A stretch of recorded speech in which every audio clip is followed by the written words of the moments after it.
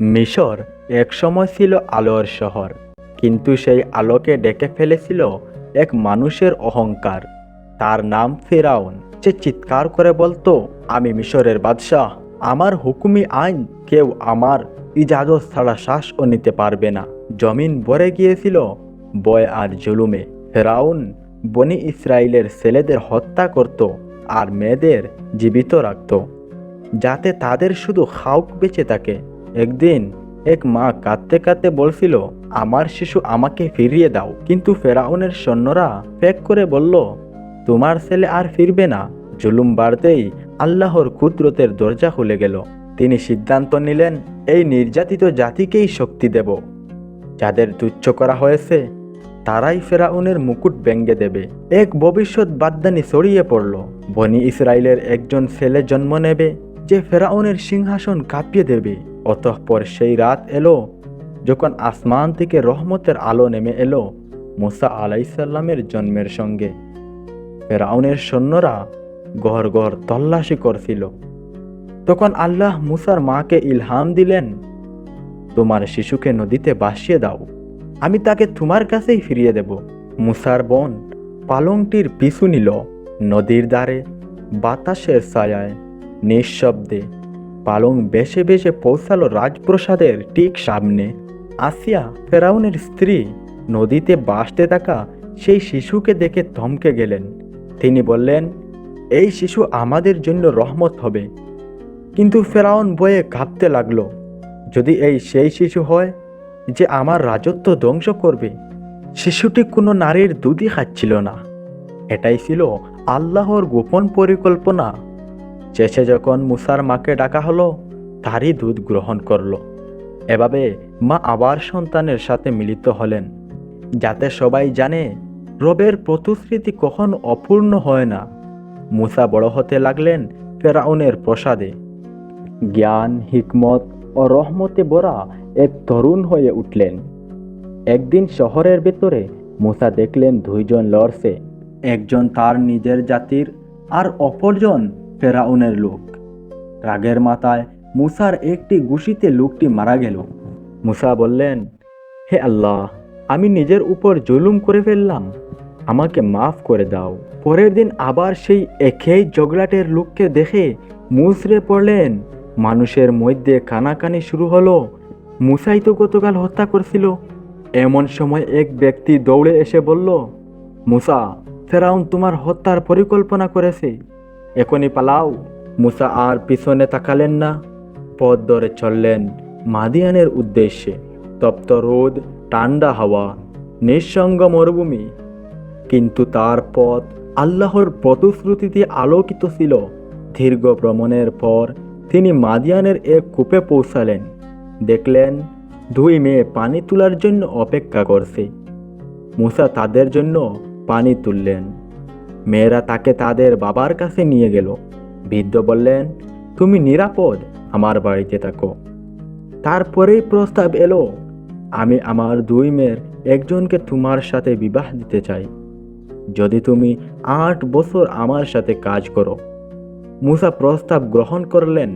মাদিয়ানের সেই গড়েই শুরু হলো মুসা আলাইসাল্লামের শান্তিময় অধ্যায়। মেয়াদ শেষে মুসা স্ত্রী সহ মিশরের দিকে রওনা হলেন। রাত ঠান্ডা, হঠাৎ দূরের পাহাড়ে আগুনের আলো দেখা গেল। মুসা এগিয়ে গেলেন সেই আলোর দিকে, আর সেখানে আলো নয়, ছিল নূর। আল্লাহ কণ্ঠস্বর, হে মুসা, আমি তোমার রব, আমি তোমাকে বেছে নিয়েছি, আমার ইবাদত করো এবং নামাজ কায়েম করো। তারপর আল্লাহ তাকে 2টি মুজিজা দিলেন।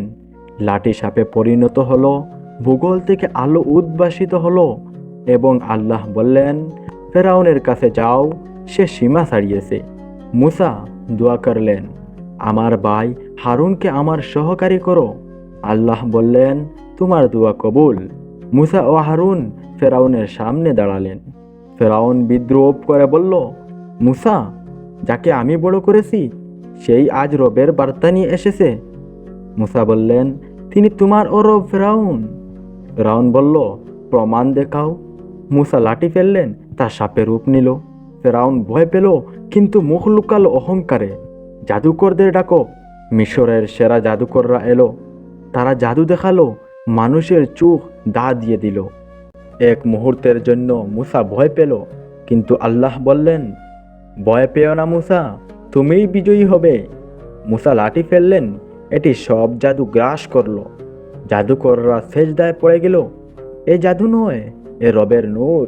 ফেরাউন রাগে চিৎকার করলো, মুসা, তুমি ফিতনা চড়াচ্ছ। তুমি ও তোমার জাতি মিশর থেকে বের হয়ে যাও। সে ভাবল সে মুসাকে তাড়াচ্ছে। আসল সত্য ছিল, আল্লাহ তাকে নিজের শেষ পরিণতি দেখাতে ডাকছিলেন। আল্লাহ মুসাকে বললেন, রাতে আমার বান্দাদের নিয়ে বের হয়ে যাও, তোমার শত্রু তোমাদের পিছু নেবে। ফেরাউন খবর পেয়ে সেনাবাহিনী নিয়ে ছুটে এলো। রাগে অহংকারে অন্ধ, ক্রোধান্নলে বনি ইসরায়েল ভয় পেয়ে বলল, মুসা, আমরা তো শেষ। মুসা দৃঢ় কণ্ঠে বললেন, না, আমার রব আমার সঙ্গে আছেন, তিনি অবশ্যই পথ দেখাবেন। তারপর আল্লাহর আদেশ এলো, সমুদ্রের উপর তোমার লাঠিটি মারো। মুসা লাঠি মারতেই সমুদ্র দুই ভাগ হয়ে গেল। দুই পাশে পাহাড়ের মতো পানি দাঁড়িয়ে রইল। বনি ইসরায়েল সেই শুষ্ক পথ ধরে পার হয়ে গেল। ফেরাউন পিছু নিল, আর তাকদীর তার জন্য সবচেয়ে ভয়ঙ্কর সমাপ্তি লিখে দিল। বনি ইসরায়েল সমুদ্র পার হয়ে নিরাপদ ভূমিতে পা রাখল। তাদের চোখে এখনো বিস্ময়। এক পথ যা ছিল না, এক সমুদ্র যা হঠাৎ খুলে গিয়েছিল। মুসা আলাইসাল্লাম আকাশের দিকে তাকিয়ে শুকুর করলেন, রব, তুমি আমাদের রক্ষা করলে। কিন্তু এদিকে ফেরাউন তার বিশাল সেনাবাহিনী নিয়ে সমুদ্রের কিনারে পৌঁছে গেছে। রাগে অহংকারে ক্রোধে তার চোখ লাল, তার সৈন্যরা দ্বিধায়। মালিক, এই পথ কি নিরাপদ? ফেরাউন গর্জে উঠল, মুসা যদি যেতে পারে, আমরা কেন পারবো না? সে তার গুলাল চেপে প্রথমেই সমুদ্রের মাঝপথে ঢুকে পড়ল। তার পিছু পিছু হাজারো সৈন্য যোদ্ধা রত, এক ভয়ঙ্কর বিস্ফোরণ তুলতে তুলতে। এদিকে বনি ইসরায়েল দূর থেকে তাকিয়ে বলল, মুসা, ফেরাউন তো আমাদের পিছু এসে গেছে। মুসা শক্ত কণ্ঠে বললেন, আজ সে তোমাকে ধরতে পারবে না। আজ আল্লাহ তার বিচার করবেন। সমুদ্রের দুই পাশের পানির দেয়াল ভয়ানক শব্দ তুলতে লাগলো। আশফাশ করে পানির স্রোতে কাঁপছিল, যেন আল্লাহর আদেশের অপেক্ষায়। ফেরাউন মাঝপথে এসে অহংকারে চিৎকার করে উঠল, আমি তোমাদের সবচেয়ে বড় রব, কেউ আমাকে হারাতে পারবে না। মহাকাশ যেন থেমে গেল, পৃথিবী নীরব হয়ে গেল। এবং ঠিক তখন আল্লাহর আদেশ নেমে এলো। সমুদ্রের দুই দিক কাঁপিয়ে পড়ল। এক মুহূর্তে পানির বিশাল প্রাচীর ফেরাউনের সেনাবাহিনীকে গ্রাস করে ফেলল। চিৎকার, আর্তনাদ, গোড়ার শব্দ সব মিলেমিশে গেল সমুদ্রের গর্জনে। ফেরাউন বুঝল, যার সাথে সে যুদ্ধ করছিল সেই শক্তি মানুষের নয়, রাব্বুল আলামিনের। ডুবে যেতে যেতে সে চিৎকার করলো, আমি বিশ্বাস করলাম মুসার রবি সত্য। আল্লাহর উত্তর এলো, এখন যখন তুমি ধ্বংসের মুখে, তোমার অহংকারে ভরা জীবনের সময় তুমি অস্বীকার করেছিলে। ফেরাউন সমুদ্রের গভীরে ডুবে গেল। ইতিহাসের সবচেয়ে বড় জালিমের পরিণতি শিলমোহর হয়ে গেল।